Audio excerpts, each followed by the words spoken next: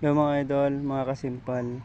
So ito po, ngayon po yung araw na kukunin po natin yung ating ah, pinagawang jersey. Bali matagal na din po yun, pero ngayon lang po talaga yung time na kukunin po natin. Kasi yun lang po yung time. Busy din po kasi sa paghahanap ng work. So ayan, tara mga idol.